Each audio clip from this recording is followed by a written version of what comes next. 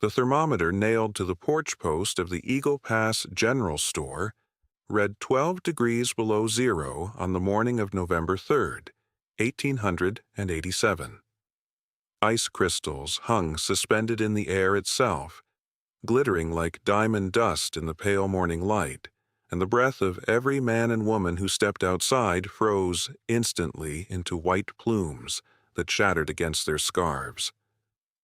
412 souls called Eagle Pass home, though that number would be smaller by spring. The railroad trestle over Sawbone Gorge had collapsed 3 days prior, its iron bones twisted and broken under a weight of ice that no engineer had anticipated in early November. The supply train carrying winter provisions for every merchant in town, flour, salt pork, coffee, lamp oil, medicines, and wool blankets, had been scheduled to arrive on October 28th. It never came.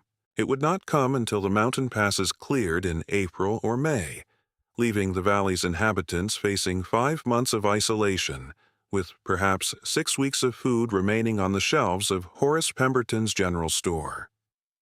The nearest wagon road lay buried under early drifts that reached 8 feet deep in the lower passes. No horse could break through. No man could walk out. Eagle Pass had become an island in a sea of white, and the wolves were already circling. Miriam Blackwood stood at the window of Pemberton's store that morning, watching the townspeople shuffle past with their collars turned up and their eyes cast down. She did not join the anxious cluster of wives gathered near the pickle barrel, whispering about rationing and prayer meetings. She did not approach Flint Copperfield, who stood at the counter loudly declaring that his 3,000 head of cattle would see the town through any hardship, as if beef could substitute for flour and his generosity could be assumed. Instead, Miriam purchased her weekly measure of lamp oil, the only supply she still required from town, and walked out into the killing cold with her head held level and her steps unhurried. She had arrived in Eagle Pass 18 months earlier, in the spring of '86, when the wildflowers still carpeted the mountain meadows and the falls behind the eastern cliffs roared with snowmelt. The stagecoach had deposited her at the edge of town with a single trunk, a canvas bag of tools, and a letter from a Colorado solicitor confirming that her husband David Blackwood and his father Elias Blackwood had both been crushed in the Silverton Tunnel collapse of March 15th. The letter described the accident in sparse legal language: support beam failure, instantaneous death, remains unrecoverable. But Miriam had not needed those words to understand what had happened. She had felt it in her bones 3 days before the letter arrived, a cold certainty settling into her chest like stone. David had taught her to read rock the way other men read newspapers. His hands, scarred and calloused from 20 years of drilling, had guided hers along granite faces and shown her where the fracture lines hid. His father Elias, born in the coal valleys of Wales, had carried the old knowledge across the ocean: how the ancient miners had carved homes into cliff sides, how stone held warmth when wood surrendered it, how a dwelling cut from living rock could shelter a family through winters that killed their neighbors. Elias had learned from his own mother, Bronwyn Blackwood, who had survived the brutal winter of 1843 in a Welsh mining camp, by moving her children into an abandoned drift mine while the wooden cottages around them collapsed under snow. Bronwyn had died in 1871, when Miriam was still a girl of 18, newlywed to David. But the old woman had taken to Miriam in those few years they shared, recognizing something in the young bride's steady hands and observant eyes. She would sit Miriam beside her in the evenings and speak of the old ways: how to read the thickness of caterpillar bands to predict winter's severity, how to watch when the elk began their descent from the high meadows, how to listen for the silence of songbirds that preceded killing cold. "The land speaks," Bronwyn had told her, her voice rough with age and coal-dust memory. "It speaks clearly and constantly. Most people have simply forgotten how to hear." Miriam had heard, and she had remembered. When she stepped off that stagecoach in Eagle Pass with her dead husband's tools in her bag, Miriam had not come seeking comfort or community. She had come because the solicitor's letter had mentioned a land claim, 40 acres of cliff property behind Bridal Veil Falls that David had purchased by mail order 2 years prior as a speculation. He had paid $7 for it, and the territorial assessor had laughed at him, noting in the margin of the deed that the land was too wet from the fall's constant mist, too loud from the water's roar, too remote from town to farm or graze, and too sheer to build upon. Worthless, in other words. A dreamer's folly. Miriam had seen the falls on her second day in Eagle Pass, riding out on the back of a borrowed mule. She had stood at the cliff's edge and watched the water thunder down 300 feet into the granite basin below, felt the mist coat her face and hands, and looked up at the dark rock face behind the cascade. And she had smiled for the first time since reading the solicitor's letter because she had seen exactly what David must have seen when he signed that deed. Not worthless land, but a fortress waiting to be born. She purchased a strawberry roan mare 2 weeks later from a rancher named Whitmore, paying $16 for an animal he considered too small for cattle work. Miriam named her Bronwyn, after the grandmother whose voice she still heard in her dreams, and the two of them became a common sight on the trail to Bridal Veil Falls, the Welsh widow and her undersized horse, picking their way along paths that no one else traveled. The work began in June of 1886, after the snow melt subsided and the falls retreated to their summer flow. Miriam had spent those first weeks simply observing, crawling behind the water curtain through a narrow passage she discovered on the cliff's eastern edge, studying the granite face with her husband's surveyor's eye. The rock here was old and dense, gray-pink with feldspar intrusions that Elias would have called sweet stone, solid enough to carve, fractured enough to work with hand tools rather than requiring expensive steam drills. A natural chimney crack ran upward through the cliff about 20 feet back from the falls, creating a draft that would ventilate any enclosed space. The mist from the cascade kept the air behind the water curtain cool and constant, hovering around 38 degrees even in the heat of summer. She ordered black powder from a supplier in Denver, paying 40 cents per pound and receiving it by rail before the first autumn frost. She purchased hand drills, star bits, and a small forge for sharpening from a failed mining operation north of town, paying $12 for equipment worth 10 times that amount. She bought 216 glass canning jars from Pemberton's store over the course of that summer and fall, never more than 6 at a time, never explaining their purpose when the shopkeeper raised his eyebrows at the repeat purchases.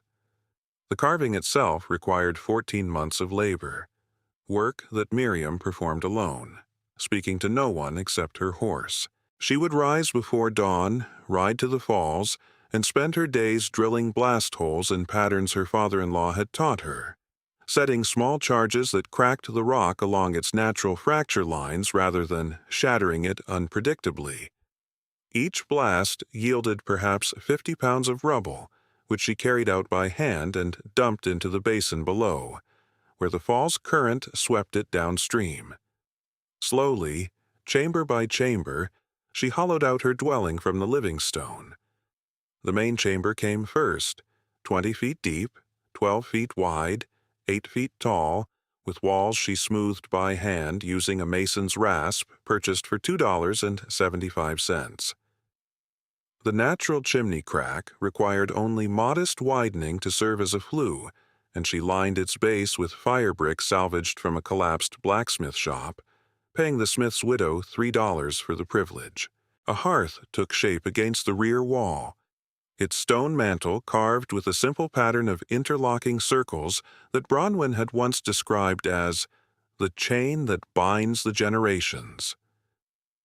The cold storage room extended north from the main chamber, positioned so that the waterfall's mist seeped through hairline cracks in the rock and kept the air perpetually cool. Here the temperature never rose above 38 degrees and never fell below 34, creating a natural refrigeration that would preserve meat and dairy through any season. The third chamber faced south, away from the fall's moisture, and Miriam lined its walls with wooden shelving constructed from pine boards she hauled up the cliff path on Bronwyn's patient back. By September of 1887, those shelves held 216 glass jars filled with preserved vegetables, fruits, jams, dried meat, and pickled fish. Each jar represented hours of labor, gathering, preparing, cooking, sealing, and each jar represented a promise that Miriam had made to herself on the day she read that solicitor's letter. She would not be caught unprepared. She would not be dependent on supply trains or merchant charity or the false confidence of cattlemen who had never known a true winter. She would survive because she had listened to the land, and the land had told her what was coming. The elk had begun their descent 6 weeks early that year. Miriam noticed them on a September morning while hauling the last of her canning supplies up the cliff path. A herd of perhaps 40 animals moving down from the high meadows in a steady stream, their coats already thick with winter fur that should not have grown so dense until late October. She paused on the trail, her breath misting in the unusual morning chill, and watched them file past below her with the solemn purpose of refugees fleeing before an advancing army. Bronwyn had taught her to read such movements. The elk knew things that thermometers and almanacs could not measure, and they had decided that the high country would become uninhabitable far sooner than any calendar predicted. She mentioned the elk to Horace Pemberton 3 days later, when she came to purchase lamp oil and a final pound of salt. The shopkeeper listened politely, wiping his hands on his apron, but his eyes drifted toward the window where Flint Copperfield's buckboard was pulling up outside. "The elk move when they move, Mrs. Blackwood," Pemberton said. "Cannot say it means much beyond the elk having elk business to attend to." "My grandmother would have called it a warning," Miriam replied. "The animals hear what the mountains are saying. They move before the worst comes." Pemberton made a non-committal sound and turned to greet Copperfield, who shouldered through the door with the particular confidence of a man who owned more cattle than anyone else in 3 counties. The rancher's boots rang heavy on the wooden floor, and he removed his hat with a flourish before acknowledging Miriam with a curt nod that seemed designed to remind her of her place in the town's hierarchy. "Heard you prophesying doom again, Mrs. Blackwood," Copperfield said, his voice carrying the performative volume of a man accustomed to audiences. "What is it this time? Birds flying backward? Fish swimming upstream?" "The elk are descending early," Miriam said evenly. 6 weeks early. Their winter coats are already full." Copperfield laughed, a sound like gravel rolling in a barrel. The Blackwood woman would predict doom from a sunny afternoon and the second coming from a clouded one. "I have seen elk move early before. It means nothing except that elk are simple creatures following simple instincts." "Perhaps," Miriam said. She gathered her purchases and moved toward the door. "But simple creatures have survived winters that killed wiser men." She did not wait for Copperfield's response. The bell above the door chimed behind her as she stepped out into the September sunshine, which felt thin and unconvincing despite the clear sky. That afternoon, she checked the woolly bear caterpillars on the trail to Bridal Veil Falls and found their bands solid black from head to tail. Not a single brown segment among the dozens she examined. In 34 years of living, she had never seen caterpillars so uniformly dark. Bronwyn would have said they were wearing mourning clothes for the souls the winter would claim. The songbirds fell silent 2 weeks later, their morning chorus dying away as if a conductor had lowered his baton. Miriam stood at the entrance of her dwelling one October morning, the dwelling that had cost her 14 months of labor and more calluses than she could count, and listened to the absence of birdsong echoing against the cliffs. The falls still roared, their thunder constant and comforting, but beneath that sound should have been the chatter of wrens, the questioning calls of jays, the distant hammer of woodpeckers preparing their winter stores. Instead, there was only the water and the wind, and a silence that felt like a held breath. She returned to town that afternoon to purchase her final supplies: lamp oil, matches, and 3 additional blankets that Pemberton had received on the last successful freight delivery. The store was crowded with townspeople making similar preparations, though their purchases ran more toward immediate comfort than long-term survival. Fresh coffee, tobacco, bolts of decorative fabric that the ladies of the town would sew into Christmas finery. Miriam moved through the aisles quietly, filling her basket with the practical items she still required. Margaret Copperfield stood near the front counter, surrounded by a cluster of women who fell silent as Miriam approached. The rancher's wife was a thin woman with sharp features and sharper eyes, dressed in an imported wool coat that must have cost more than Miriam's entire property. She did not acknowledge Miriam directly, but instead turned to her companions and spoke in a voice calculated to carry. "I hear the Blackwood woman has been living in that cave of hers like a bear preparing for hibernation," Margaret said. "Filling jars, hoarding supplies, frightening honest people with her tales of disaster. One does wonder if the grief has affected her mind." Several of the women tittered, though a few had the grace to look uncomfortable.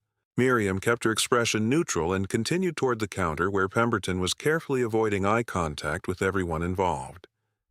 "I was saying to Reverend Hartley, just this Sunday," Margaret continued, her voice following Miriam across the store, "that it seems unchristian to allow a woman so clearly suffering from delusions to live alone in such an unwholesome place. The Ladies' Aid Society ought to organize an intervention. Perhaps a physician from Denver, once the spring trains resume." Miriam set her basket on the counter and counted out her coins while Pemberton tallied her purchases with unusual speed. She could feel the eyes of the room on her back, waiting for a response, waiting for tears or protest or any sign of weakness they could later discuss over their quilting frames. $3.40, Pemberton murmured. "Shall I wrap the blankets?" "Please."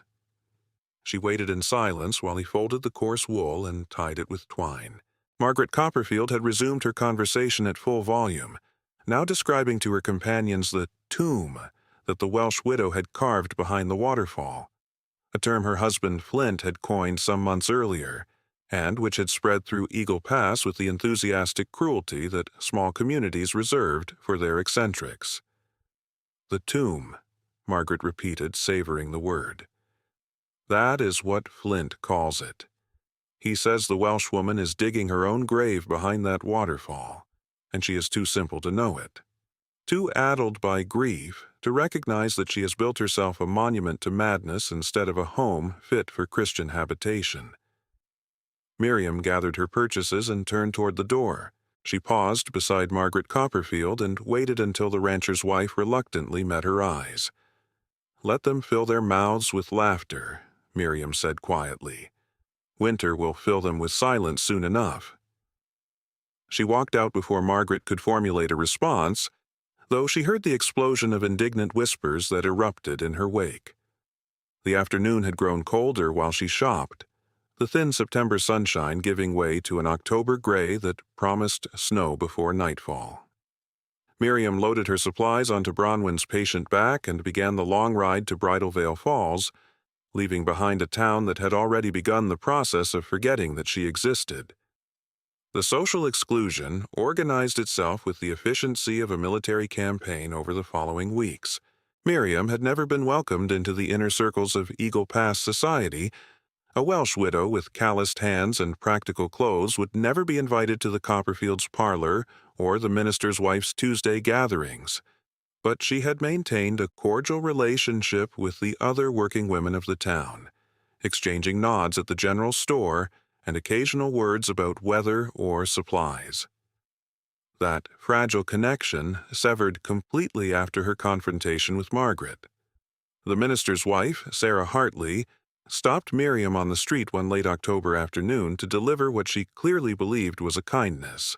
She was a soft woman, prone to nervous gestures, and she wrung her hands throughout the conversation as if trying to squeeze the words out of her fingers. "I feel I should warn you, Mrs. Blackwood," Sarah said, "that you are becoming something of a laughingstock. The ladies are saying such things about your cave, your preparations, your predictions. Margaret Copperfield is organizing the Christmas quilting circle, and she's made it quite clear that certain persons are not welcome.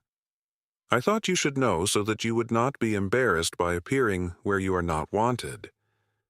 Miriam studied the minister's wife with something approaching pity. Sarah Hartley was a kind woman trapped in a community that rewarded cruelty with social standing, and her warning was genuinely meant to spare Miriam pain. "I thank you for your concern," Miriam said, "but I have quilts enough for the winter ahead. The ladies of Eagle Pass need not trouble themselves over my comfort." "It is not just the quilting circle," Sarah continued, her voice dropping to a whisper. "There is talk of petitioning the territorial authority to have your land claim reviewed. Flint Copperfield says the cliff property should never have been sold to a woman alone, that it sets a dangerous precedent. He says—" "I know what Flint Copperfield says," Miriam interrupted gently. "He has never been shy about saying it where I might hear. Let the Copperfields petition whom they please. The land is mine by deed and law, and I will be on it when the spring comes, regardless of what any man in Denver decides about dangerous precedents." She left Sarah Hartley standing on the wooden sidewalk, the minister's wife's warnings trailing after her like the plaintive calls of a bird that sensed a storm it could not escape. The ride back to Bridal Veil Falls took 2 hours in the gathering dusk. Miriam guided Bronwyn along the familiar path, her mind turning over the conversations of the day with the detached interest of a naturalist observing specimens. The townspeople's mockery did not wound her. She had been mocked before. As a young bride too practical to be romantic, as a miner's wife too educated to be proper, as a widow too composed to be grief-stricken. The opinions of Flint and Margaret Copperfield and their circle of admirers held no more weight than the chattering of the squirrels she passed on the trail, and considerably less wisdom. The falls came into view as the last light faded from the sky, their white cascade catching the blue hour's glow and throwing it back as silver mist. Miriam dismounted near the hidden entrance, a narrow cleft in the rock that seemed too small to be a passage until you turned sideways and stepped through, and led Bronwyn to the small corral she had built behind a natural screen of boulders. The horse had her own shelter here, a wooden lean-to roofed with pine boughs that kept the worst of the fall's mist from her coat. Miriam fed and watered the mare, then stood with her hand on Bronwyn's neck, listening to the thunder of the waterfall and the whisper of wind through the pines. The first stars were appearing overhead, winter constellations that had no business showing themselves so prominently in October. Orion the hunter was already climbing the eastern sky, his belt gleaming with the cold fire that presaged killing frosts. "They laugh," Miriam said to the horse, her voice low beneath the fall's roar. "They call it a tomb and call me mad. But they have never seen a true winter, Bronwyn. They have never watched the snow pile so high that it buries the houses and the people inside them. They have never walked through a town where the silence means that everyone has frozen in their beds." The mare shifted, pressing her warm nose against Miriam's shoulder. "My grandmother saw such a winter in Wales. She was 14 years old when the snow came, and it did not stop for 11 weeks. The wooden cottages collapsed. The coal ran out. The people who stayed in their homes died there, still wearing their best clothes because they thought looking respectable would keep them warm." Miriam's voice caught for a moment before steadying. Bronwyn moved her children into an abandoned drift mine. They ate bark soup and melted snow and survived on body heat and prayer. When the spring came, she walked out of that mine with 4 living children, and she never trusted a wooden wall again. The horse made a soft sound, almost questioning. "That is the winter I have prepared for," Miriam continued. "That is the winter I see coming in the silence of the birds and the thickness of the caterpillar bands and the early descent of the elk. The land is speaking, and I am listening, and I do not care if Flint Copperfield thinks me mad for hearing what he is too proud to notice." She stroked the mare's neck one final time, then turned toward the hidden entrance of her dwelling. The passage behind the falls required careful navigation. The rocks were perpetually slick with mist, and a careless step could send a person tumbling into the churning basin below. But Miriam had made the journey so many times that her feet found the path without conscious guidance. She emerged into the main chamber moments later, lighting the oil lamp that hung beside the entrance and watching its warm glow spread across the stone walls she had carved with her own hands. The dwelling that the townspeople called the tomb was, in truth, the warmest and most secure home Miriam had ever known. The main chamber's stone walls held the heat of her small hearth fire and radiated it back through the night, keeping the temperature comfortable even when frost rimed the entrance passage. The natural chimney crack drew smoke upward and out through a crevice hidden among the boulders above, invisible from outside and efficient enough that the chamber never grew hazy. The floor she had smoothed and leveled herself, spending 3 weeks with chisels and a carpenter's plane until she could walk barefoot across the granite without stubbing a toe. Her rocking chair sat beside the hearth, a piece she had hauled up the cliff path on her own back because it had belonged to Bronwyn, and she could not imagine a home without it. A bed frame constructed from local pine held a mattress stuffed with dried grasses and covered with quilts she had sewn during the long winter evenings of her first year alone. A small table and 2 chairs occupied the center of the chamber. 2 chairs because Miriam could not bring herself to acknowledge that no one would ever sit across from her again. And along the walls, on shelves she had carved directly into the stone, rested the tools and treasures of her solitary life: her husband's surveying instruments, her grandmother's Bible, a daguerreotype of David taken the year before his death. She moved through her evening routine with practiced efficiency, lighting the hearth fire from the coals she kept banked throughout the day, heating water for tea, preparing a simple meal of preserved vegetables and dried venison. The sound of the waterfall was muted inside the dwelling, reduced to a constant low rumble that Miriam found more comforting than silence. It reminded her that she was hidden, protected, separated from the world by a curtain of falling water that no enemy could breach. After her meal, she walked the short passage to the cold storage room, carrying her lamp before her like a pilgrim approaching a shrine. The temperature dropped noticeably as she entered, the perpetual 36 degrees of the chamber raising goose flesh on her arms. Here the shelves were lined not with personal treasures but with survival itself. 216 glass jars gleaming in the lamplight, their contents visible through the clear glass. Green beans packed in brine, tomatoes preserved in their own juice, corn relish golden as summer sunshine, apple butter dark and spiced, pickled beets the color of garnets, smoked fish wrapped in oiled paper, dried venison cut into strips and packed tight, jam made from wild berries she had gathered along the fall's basin. Each jar was dated and labeled in Miriam's careful hand, and each jar represented a day when she would not go hungry regardless of what the winter brought. She counted them again as she did every night, running her fingers along the shelf edges and murmuring the numbers to herself.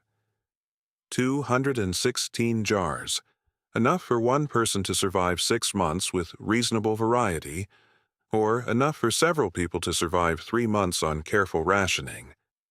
She had calculated and recalculated those numbers through the long evenings of preparation, always wondering how many souls she might be called upon to shelter when the worst arrived. The third chamber, her workshop and secondary storage, held additional supplies: lamp oil sufficient for 4 months of dark evenings, matches packed in waterproof tins, extra blankets and wool clothing, tools for maintaining her dwelling and expanding it if necessary, bags of flour and salt purchased when prices were low, dried herbs from her summer garden. Everything was organized with the precision of a quartermaster preparing for a siege, because that was exactly what Miriam was preparing for. The winter would come, the snow would fall, the town would suffer, and when the suffering became unbearable, some of them would remember the Welsh widow and her tomb behind the waterfall. Some of them would swallow their pride and make the journey through the cold and the drifts to ask if there was room behind the roaring curtain. Miriam did not know how many would come or when they would arrive. She knew only that she would be ready, that her shelves would be stocked, that her hearth would be lit, and that Bronwyn's voice would guide her as it had always done. The land had spoken. Winter was coming, and Miriam Blackwood would survive it because she had listened when others laughed. November 3rd arrived not with the howling fury of a mountain storm, but with the silent patience of a predator that knows its prey cannot escape. Miriam woke before dawn to a stillness that pressed against her eardrums like cotton. The waterfall's roar diminished to something closer to a whisper. She knew before she pushed aside her blankets what that silence meant. The falls were beginning to freeze. She dressed quickly in the cold storage room's chill air and made her way to the entrance passage, her breath forming clouds that hung motionless in the still air. The thermometer mounted beside the hidden door, a gift from David that she had salvaged from his surveying equipment, read 12 degrees below zero. Miriam studied the number for a long moment, her lips moving in silent calculation. She had not seen temperatures this low until deep December in her first winter here, and that winter had been considered mild by local standards. The waterfall had not frozen solid, but ice had begun to form along its edges, creating a crystalline frame around the curtain of falling water. The cascade itself moved more slowly than usual, thickened by cold into something that resembled flowing glass rather than water. Through the gaps in the ice, Miriam could see the world beyond transformed into a landscape of white and gray, the valley floor buried under drifts that the morning light revealed to be deeper than any she had witnessed in Eagle Pass. She checked on Bronwyn first, finding the mare standing in the small stable she had built into a natural overhang beside the falls. The horse's winter coat had grown thick and luxurious, and steam rose from her nostrils as she nickered a greeting. Miriam had laid in a winter's worth of hay during the golden days of September, stacking it high in the covered section of the corral, and she calculated now that she had perhaps 4 months of feed if she rationed carefully. "Winter is here, old friend," she said, running her hand along the mare's neck. "Earlier and harder than anyone predicted except us." Bronwyn stamped her foot and pressed her nose against Miriam's palm, searching for the dried apple slices she had come to expect. Miriam provided them from her coat pocket, watching the mare eat while she considered the implications of what she had seen. The railroad trestle had collapsed 3 days ago. The supply train had never arrived, and now the snows had come with a ferocity that would bury any hope of wagon travel for months. Eagle Pass was trapped. The first week of November brought snow that fell with the relentless determination of a siege. It did not storm in the traditional sense. There was no wind, no howling gale, no dramatic display of nature's fury. Instead, the flakes descended straight down in curtains so thick that visibility dropped to a dozen feet, accumulating hour after hour in a silent assault that buried fence posts and climbed the walls of buildings like a white tide rising against a shore. By November 10th, the drifts in the valley had reached 8 feet in the open areas and twice that against any structure that interrupted their flow. Miriam made the journey to town twice during that first week, struggling through snow that reached her waist in places despite the path she attempted to maintain. Each trip revealed new damage, new desperation. On the 7th, she found the roof of Carter's livery stable had partially collapsed under the weight, crushing 2 horses and forcing Carter to move his remaining animals into the street where they stood in miserable huddles, their breath forming clouds that rose and dissipated in the still air. On the 10th, she discovered that the general store's inventory had already begun to dwindle despite Horace Pemberton's attempts to ration sales. 3 pounds of flour per family per week, Pemberton announced to the line of anxious customers, his voice carrying the careful neutrality of a man who understood that his decisions might determine who survived and who did not. No exceptions. Flint Copperfield stood at the front of that line, his expensive coat dusted with snow, his face ruddy with cold and barely suppressed fury. "I have hands to feed at the ranch," he said, his voice carrying the expectation of a man accustomed to getting what he demanded. 3 pounds will not last 2 days. 3 pounds per family, Pemberton repeated. Your hands can come themselves if they want their share. Miriam watched the exchange from near the door, having come only for lamp wicks and a new file for her tools. She noted the set of Pemberton's jaw, the way his eyes had gone flat and hard in the face of Copperfield's pressure. The shopkeeper had seen what was coming just as clearly as she had, even if he had not prepared with the same thoroughness. "This is absurd," Copperfield said, his voice rising. "When the spring comes, I will remember who helped me and who did not." "When the spring comes," Pemberton replied quietly, "we will all be grateful to have survived long enough to hold grudges." The second week of November brought temperatures that plunged to 20 below zero, and stayed there, as if the cold had settled into the valley like water filling a bowl and could find no outlet through the mountain passes. The snow continued to fall, though less heavily now, adding inches instead of feet to the accumulation that already buried the town. Smoke rose from every chimney in Eagle Pass, the collective desperation of 400 souls burning through their fuel supplies at a rate that even the most optimistic among them recognized as unsustainable. On November 15th, the roof of Copperfield's main cattle barn collapsed.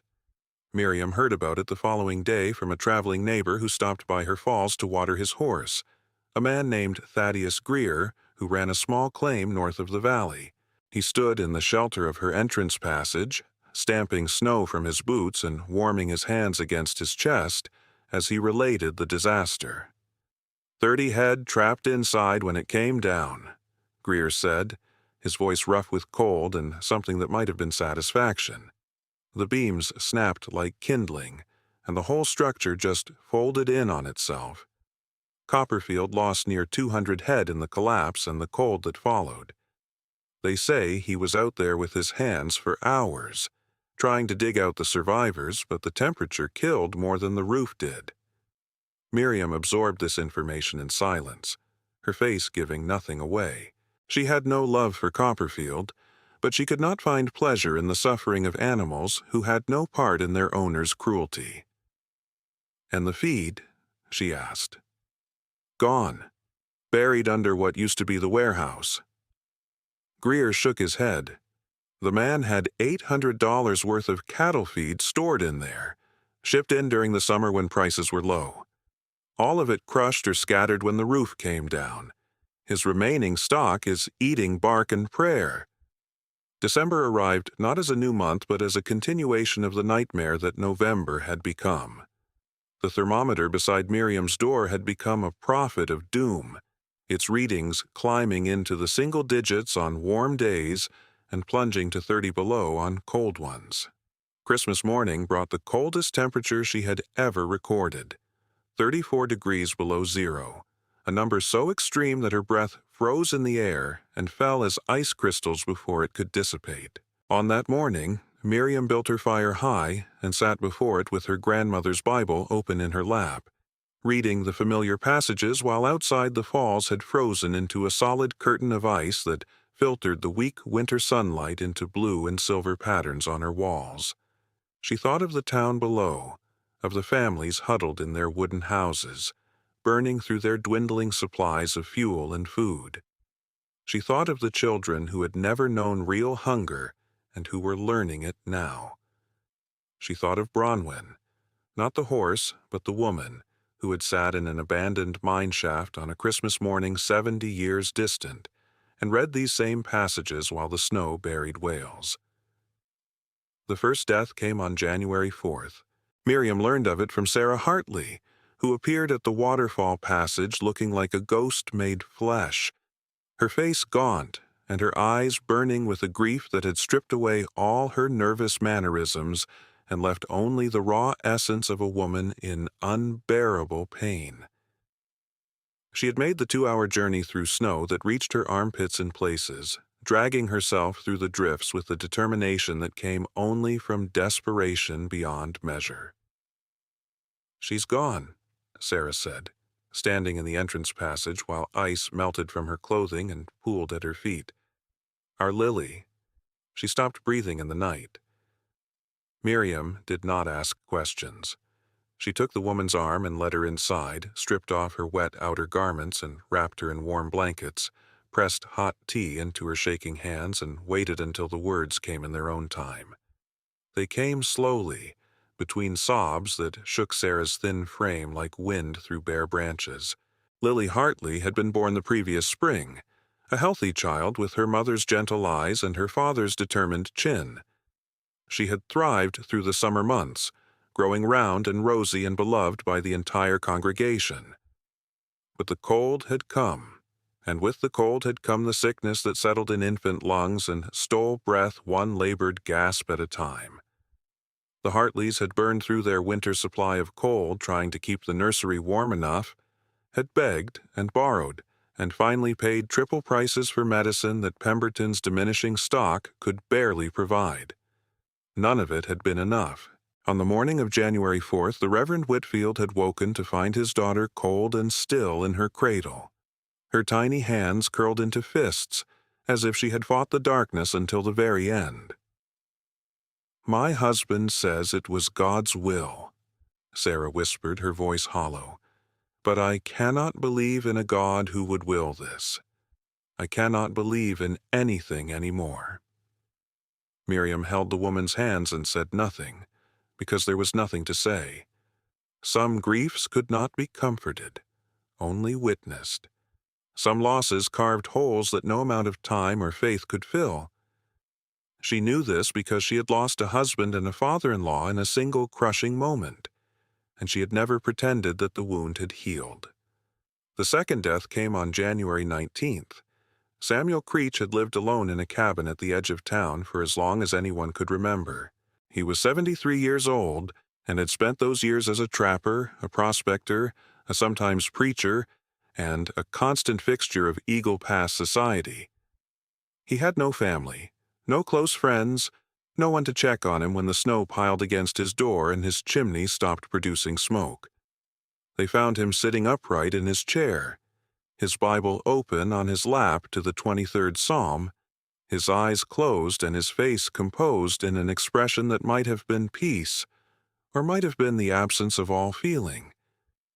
The cold had preserved him perfectly, and those who discovered him said he looked as if he might simply be sleeping, waiting for spring to wake him as it had done for 73 previous years. The third death was the one that broke something in Eagle Pass. Thomas Delacroix was 16 years old, the eldest of 5 children in a family that had already been poor before the winter had come. His father had died 2 years earlier in a logging accident, leaving his mother to raise the children alone on washing and mending and whatever charity the town could spare. When the food ran short and the prices climbed beyond anything the Delacroix family could afford, Thomas had begun giving his portions to his younger siblings, telling his mother that he had already eaten, that his stomach troubled him, that he simply was not hungry. He died on February 3rd, sitting at the family table with his brothers and sisters around him, his head drooping forward onto his thin chest, as if he had simply fallen asleep. His mother's screams carried through the frozen streets of Eagle Pass and echoed off the mountain walls, a sound that no one who heard it would ever forget. Miriam learned of the death 2 days later, and she wept alone in her dwelling with the waterfall roaring its indifferent music beyond her walls. She wept for Thomas Delacroix, whom she had never met. She wept for his mother, who would carry this grief until her own death. She wept for a town that had laughed at her preparations and now was learning the cost of that laughter and the currency of children's lives. And through her tears, she heard her grandmother's voice speaking across the decades from a frozen valley in Wales. When the suffering comes, you will be ready. When they come to you, you will let them in. This is not charity, this is duty. This is what we owe to the living, because we survived when others did not. December 28th arrived with temperatures that had moderated slightly, only 15 below zero, which the survivors of Eagle Pass had learned to consider almost warm. The snow had stopped falling 2 days earlier, leaving a white landscape that glittered under pale winter sun, beautiful and deadly as a jeweled blade. Margaret Copperfield appeared at the Waterfall passage in the late afternoon. Miriam had seen her approach from the entrance, a dark figure struggling through the snow with a determination that seemed at odds with her usually careful composure. The cattleman's wife had always carried herself with the brittle dignity of a woman who believed that presentation was substance, that proper appearance was a form of moral achievement. The woman who stumbled through the frozen curtain of the falls bore little resemblance to that carefully maintained illusion. Margaret Copperfield was gaunt. Her cheekbones stood out sharp beneath skin that had gone gray with hunger and cold. Her expensive coat hung loose on a frame that had shrunk with privation. Her eyes, always sharp, had taken on the desperate gleam of an animal that has been hunted too long and knows it cannot run much further. She stood in the entrance passage for a long moment, water from the falls dripping from her clothing to pool at her feet. Her breath came in shallow gasps that spoke of the effort the journey had cost her.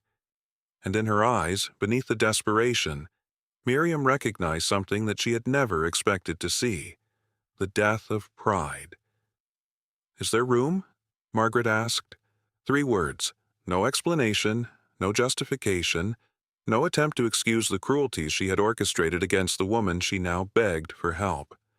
Just a simple question that contained within it an admission that everything she had believed, everything she had mocked, everything she had organized her social position around had been wrong. Miriam considered the question for what felt like a very long time. She thought of the Ladies' Aid Society meetings from which she had been excluded. She thought of the whispered mockery, the derisive nickname, the petition to review her land claim. She thought of all the small cruelties that Margaret Copperfield had wielded like weapons, secure in the belief that social standing was armor against the world's harshness. And she thought of her grandmother, who had opened an abandoned mine shaft to starving children regardless of whose parents had laughed at her predictions. "There is room," Miriam said. She stepped aside and gestured for Margaret to enter, leading her through the passage and into the main chamber where the hearth fire burned warm and the shelves held food enough to survive the remaining winter. Margaret stopped just inside the entrance, her eyes moving across the dwelling with an expression that shifted from disbelief to wonder to something that might have been shame. "You built all of this," she whispered. "You knew." "I listened," Miriam said simply. "The land speaks to those who care to hear it." Margaret Copperfield sank into one of the chairs beside the table, the chair that had remained empty since David's death, and she began to weep with the helpless abandon of a woman who had reached the end of her resources. Miriam let her cry, understanding that these tears were necessary, that they washed away something that needed to be released before healing could begin. When the weeping finally subsided, Miriam brought tea and bread with apple butter, watching Margaret eat with the careful attention of someone who knows that food given to the starving must be offered slowly.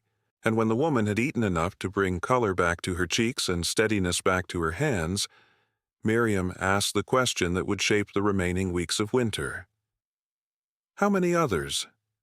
Margaret looked up, her eyes still red from weeping, but now holding something that resembled hope. 17, she said. "My husband, our 3 children, the Hartleys, the Greer family, and others who have nowhere else to turn. The town is dying. The food is gone. Pemberton closed the store because there is nothing left to sell. Miriam nodded slowly, performing calculations that she had made dozens of times during the long months of preparation. 17 souls plus herself made 18. Her 216 jars, divided among 18 people with careful rationing, would last perhaps 2 months. The winter would not break until mid-March at the earliest, possibly later. It would be close. It would require discipline and sacrifice, but it could be done. "Send them," Miriam said. "Tell them to come at dusk, when the falls catch less light and the entrance is harder to see from the valley. Tell them to bring whatever blankets and tools they can carry, but no food. They will not have any worth bringing, and the journey is hard enough without extra weight." Margaret nodded, rising from her chair with new purpose in her movements. She hesitated at the entrance to the passage, turning back to look at Miriam with an expression that struggled to form itself into words. "I'm sorry," she said finally, "for all of it, for the things I said and the things I did, and the things I allowed to happen. I was wrong." Miriam regarded her evenly, her face giving nothing away. "Apologies can wait until spring," she said. "For now there is work to be done. Send them tonight. I will be ready." They came at dusk, as Miriam had instructed. The first to arrive after Margaret were the Hartley children, 3 small figures holding hands as they picked their way along the narrow path behind the falls. Reverend Whitfield followed close behind, carrying his wife Sarah in his arms. She had grown too weak to walk the final mile, her body hollowed by grief and hunger since baby Lily's death. The Greer family came next, Thaddeus supporting his elderly mother while his wife carried their infant son bundled against her chest. Then came the others, a procession of the desperate and the dying, stumbling through the frozen curtain of water into the warmth and light of what they had once called the tomb. Flint Copperfield arrived last, his 3 children clinging to his coat and his face wearing an expression that Miriam had never seen on the cattleman before.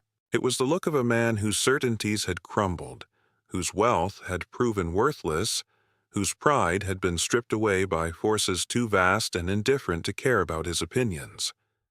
He paused at the entrance to the main chamber, his eyes moving across the carved stone walls and the laden shelves with something between wonder and shame burning in his gaze. Miriam counted them as they entered. 17 souls, exactly as Margaret had said. 18, counting herself. The dwelling that she had carved for solitude would now become a refuge for a community that had mocked its creation. She organized them with the same methodical efficiency she had applied to her preparations. Families claimed spaces along the walls, spreading blankets and settling children.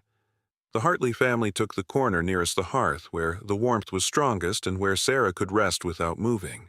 The Greer infant was placed in the cold storage room for brief periods when his fever climbed too high, the constant cool temperature serving as medicine when no other medicine remained. The Copperfield children, who had never known true hunger before this winter, stared at the shelves of preserved food with eyes that seemed too large for their faces.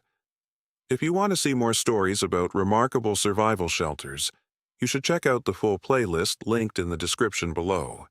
Some of these accounts will absolutely change how you think about building for the worst. The first week required the most careful management. Miriam established a rationing system that allocated 3 jars per day among all 18 residents, approximately 300 calories per person, enough to prevent starvation, but not enough to feel satisfied. She taught the women how to stretch preserved vegetables into soups that seemed more substantial than they were, how to flavor dried meat with herbs she had stored in small clay pots, how to make a single jar of apple butter last 3 days when spread thin on carefully measured portions of dried hardtack. The men she put to work.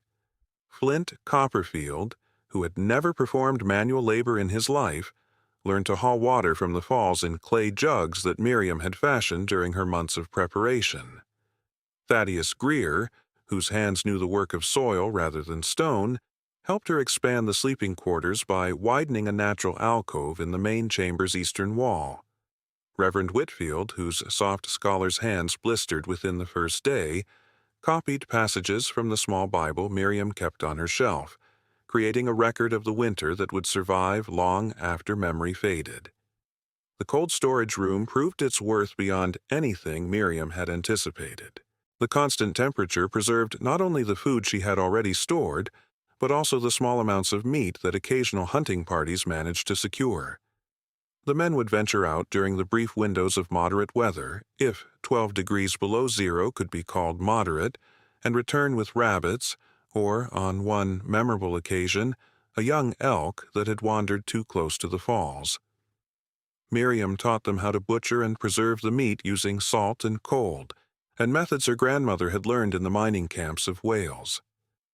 February crawled past in a haze of careful rationing and shared survival. The jars diminished on their shelves, each empty glass vessel a small victory and a measured sacrifice. Miriam kept count in a leather-bound journal, recording every jar opened and every mouth fed, calculating and recalculating the mathematics of survival with each passing day. Some nights she lay awake in her narrow bed, listening to the breathing of 17 other souls and wondering if she had made a terrible mistake, if her provisions would fall short in the final weeks before spring. But the jars held. The discipline held. The community that had formed in necessity began to function with something approaching grace. Miriam watched the transformations with quiet attention. Margaret Copperfield, who had organized social exclusions and whispered mockeries, now spent her days helping the Delacroix widow with her surviving children, braiding their hair and telling them stories while their mother wept in corners when she thought no one was watching. Flint Copperfield, whose voice had carried such contempt when he spoke of the Welsh woman digging her own grave, now deferred to Miriam's judgment on every matter of consequence. The Hartleys prayed together each evening, their grief for baby Lily transformed into something that resembled acceptance, their gratitude for survival tempered by awareness of how close they had come to joining their daughter in the frozen earth. The first signs of thaw appeared in early March, icicles along the fall's edge beginning to drip in the warmer hours of afternoon. The snow, which had reached depths of 17 feet in the valley below, began its slow recession. Word came by a brave rider from the territorial capital that the railroad trestle was being repaired, that supply trains would reach Eagle Pass by month's end. On March 19th, the day the first wagon managed to break through the lower passes, the residents of the tomb emerged into a world transformed by survival. 17 souls walked out from behind the waterfall, blinking in the spring sunlight, their bodies thinner, but their eyes carrying a knowledge that would mark them for the rest of their lives. They had learned what their grandparents had known and their parents had forgotten, that the land was not gentle, that winter was not merciful, and that survival required preparation, community, and the wisdom to listen to those who understood what was coming. The gathering came in late March. There is honestly something powerful about hearing community reckoning told in this format, and if you are enjoying the emotional weight of this story, consider subscribing, so you do not miss the conclusion of similar tales. They assembled in the main chamber of the tomb, the same space that had sheltered them through the darkest months, now lit by candles brought from the reopened general store. 23 people crowded into the dwelling, the original 17 survivors, plus family members who had sheltered elsewhere, neighbors who had barely survived in town, and a few souls who had simply come to witness what they had heard about but never believed. Miriam sat near the hearth, her hands folded in her lap, her face composed in the same neutral expression she had worn throughout the winter. She had not called this gathering. She had not requested it. But when Reverend Whitfield had approached her about holding a community acknowledgement in the place that had saved them, she had not refused. The tomb had been built for her survival alone, but it had become something larger than her solitary purpose, and she understood that this moment was necessary for the people it had sheltered. Flint Copperfield stood first. The cattleman's frame had diminished over the winter months, his broad shoulders now sharp beneath his coat, his face carved into new angles by hunger. But something else had changed in him. A rigidity in his bearing had softened. A hardness in his eyes had dissolved into something that resembled humility. He stood before the assembled gathering with his hat in his hands, turning it slowly as he searched for words that did not come easily to a man who had spent his life speaking with certainty. "I called this place a tomb," he began, his voice rough. "I stood in the Silver Dollar Saloon and declared that the Welsh woman was digging her own grave behind the waterfall, and that she was too simple to know it. I said those words, and I laughed when others repeated them. I thought myself wise because I owned cattle and land, and the respective men who measured worth in dollars and acres." He paused, his throat working. The chamber had gone utterly silent, the only sound the distant murmur of the falls beyond the stone walls. "When the winter came, I watched my cattle freeze. I watched $800 of feed collapse under the weight of snow. I watched my children grow thin and my wife grow desperate, and I did nothing because I did not know what to do. I had spent my life telling others how the world worked, and the world had proven me a fool." His voice cracked on the final word, and he stopped to steady himself. "This woman saved my family. She saved us with stone and jars and silence, with work I had mocked and preparations I had scorned. She opened her door to us when she owed us nothing but contempt. I called her mad, and she proved herself wiser than anyone in this valley. I do not deserve her forgiveness, but I ask it nonetheless. I ask it because I was wrong, and because my children are alive today only because Miriam Blackwood ignored my cruelty and saw only their need." He sat down heavily, his face gray with the effort of confession, his hands trembling where they gripped his hat. Margaret Copperfield rose next, her movement steadier than her husband's, but her voice no less weighted with emotion. "I told the Ladies' Aid Society that Miriam Blackwood's preparations were the delusions of grief madness," she said, her words measured and clear. "I organized our charitable functions to exclude her. I arranged for whispers and cold shoulders and the particular cruelty that women can inflict on other women when we decide someone does not belong. I thought I was protecting our community's standards. I thought I was being a proper wife and a moral woman." Her composure fractured slightly, tears tracking down her cheeks though her voice held steady. "When I walked through that waterfall on December 28th, I had not eaten properly in weeks. My children were crying from hunger every night. My husband, whom I had always seen as strong, had no answers and no solutions. I came to this place expecting to beg, expecting to be turned away as I deserved. Instead, Miriam Blackwood asked only one question: 'Is there room?' And she made room. She made room for all of us, for the woman who had organized her exclusion and the man who had mocked her sanity. This woman saved my children. I ask her forgiveness not because I deserve it, but because I must acknowledge what I did so that I might never do such a thing again." She returned to her seat beside her husband, and he took her hand in his without looking away from Miriam's face. Reverend Whitfield rose more slowly, his scholar's frame stooped with a weight that went beyond physical hunger. His wife Sarah sat beside the hearth, her eyes fixed on the flames, her grief for baby Lily still raw even as spring arrived. "I am a minister," Whitfield began, his voice the careful modulation of a man accustomed to speaking before congregations. "I am supposed to understand wisdom and prepare my flock for hardship. When my wife warned Miriam Blackwood that she was becoming a laughingstock, I said nothing.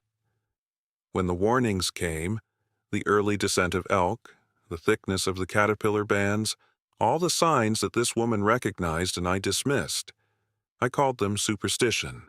I trusted in Providence without doing the work that Providence requires of us." His voice broke completely, and he stood for a long moment with his head bowed. My daughter Lily died on January 4th. She died because we had no food, no warmth, no provisions beyond what we could beg from others who had nothing to spare.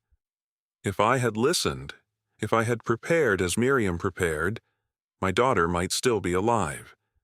I do not know if she would have survived even with better provisions, but I will never know, and that uncertainty is a punishment I will carry until I stand before God myself. He raised his eyes to meet Miriam's gaze.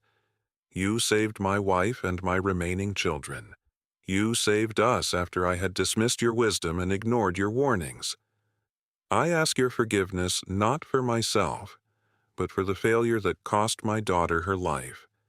A failure that began with pride and ended with a small grave in frozen ground. He sat down, and Sarah Hartley leaned into his shoulder, her silent tears soaking into his coat. Horace Pemberton spoke fourth, the shopkeeper who had watched Miriam purchase her supplies with silent curiosity and never thought to ask why. I sold this woman 216 glass jars over the course of a single summer, he said, his merchant's voice subdued. I watched her buy black powder and mining equipment and lamp oil in quantities that made no sense for a widow living alone. I never asked. I never wondered. I simply took her money and allowed others to mock her in my store. When the winter came and my shelves emptied, I had nothing to offer my neighbors because I had never thought to prepare. I closed my store not because I chose to, but because I had failed in my fundamental duty as a provisioner. This woman fed my family when my own business could not. I ask her forgiveness for my blindness and my silence. Last to speak was the Delacroix widow, Maria, a small woman with eyes that had aged decades in a single winter. She rose with the careful movements of someone conserving energy out of long habit. Her surviving children clustered around her like chicks around a hen. I do not know what I said about Miriam Blackwood, Maria began, her voice barely above a whisper. I was too busy washing other people's clothes and mending other people's garments to pay much attention to gossip. But I did not defend her when others mocked. I did not speak when I should have spoken. And when my son, Thomas— She stopped, unable to continue, her face crumpling. The chamber waited in respectful silence. When my Thomas died, Maria finally continued, he died because I could not feed him.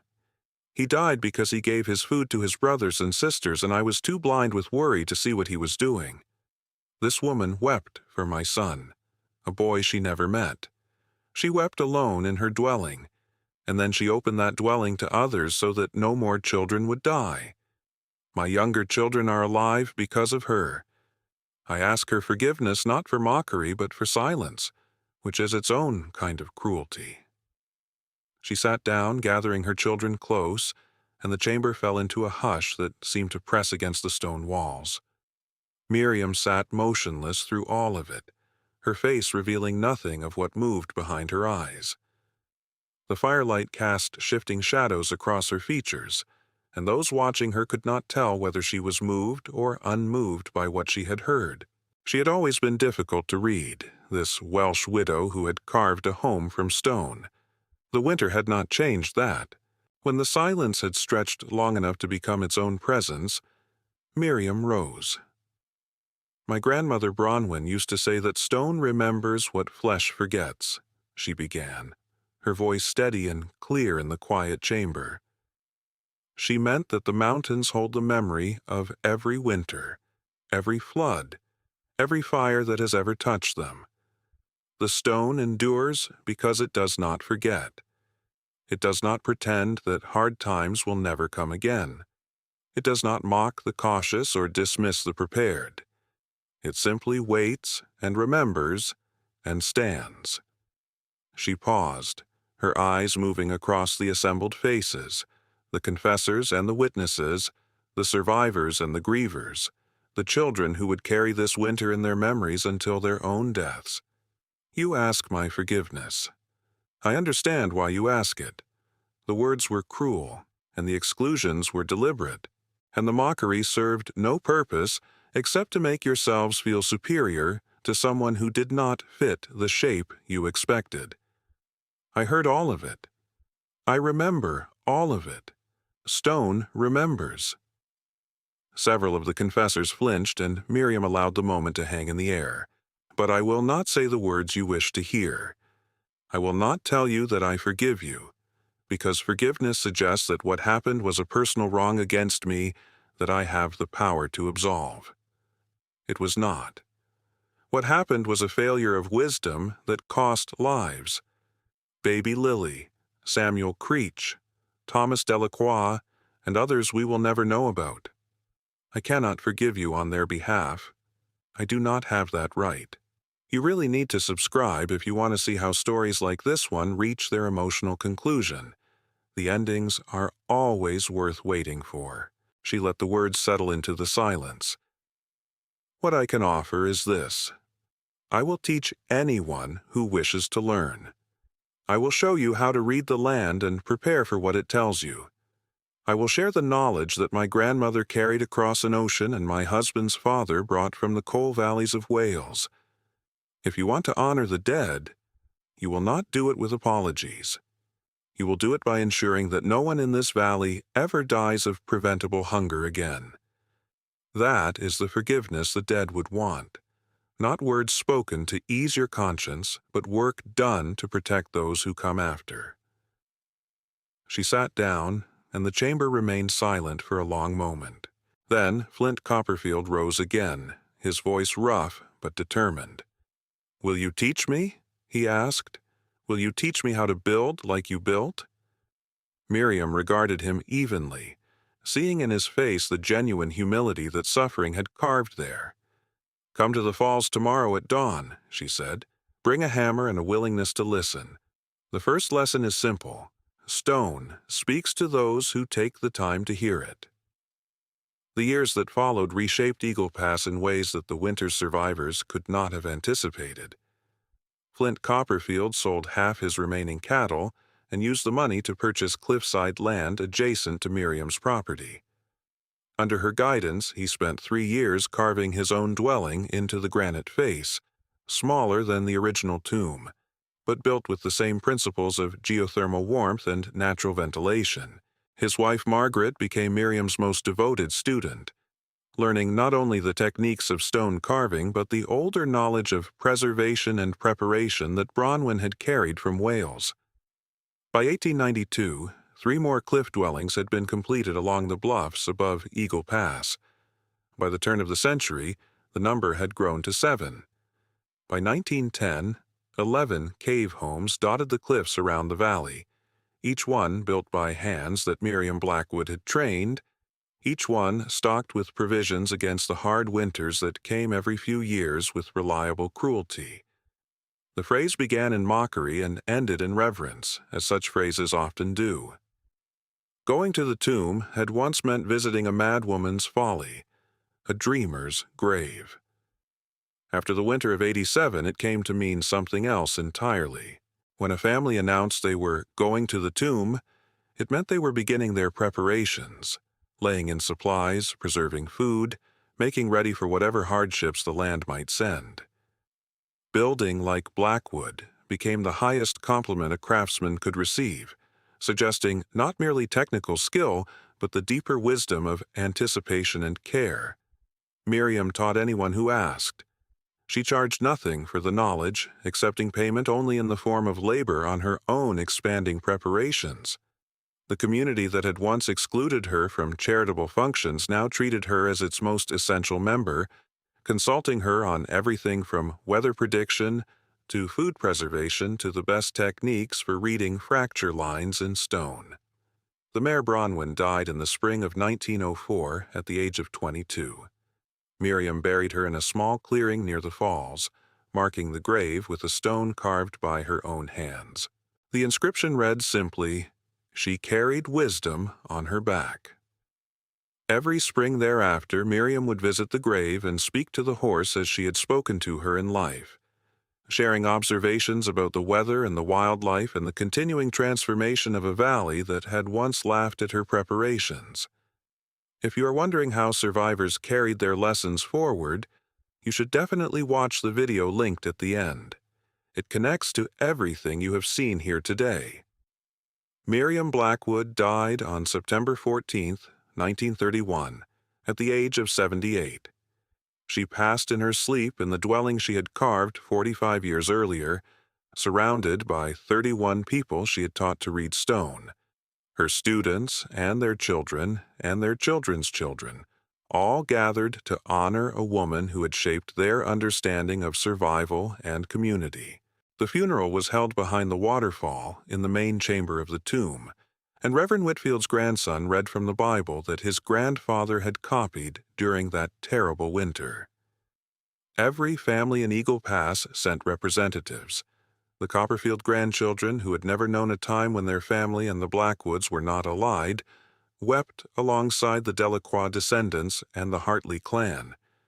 They buried her beside her mare in the clearing that caught the morning sun, and they marked her grave with a stone that matched the one she had carved for Bronwyn. The tomb still stands. Behind the curtain of Bridal Veil Falls, the dwelling that Miriam Blackwood carved from living granite remains as solid as the day she completed it. The hearth still bears the pattern of interlocking circles that Bronwyn once described as the chain binding the generations.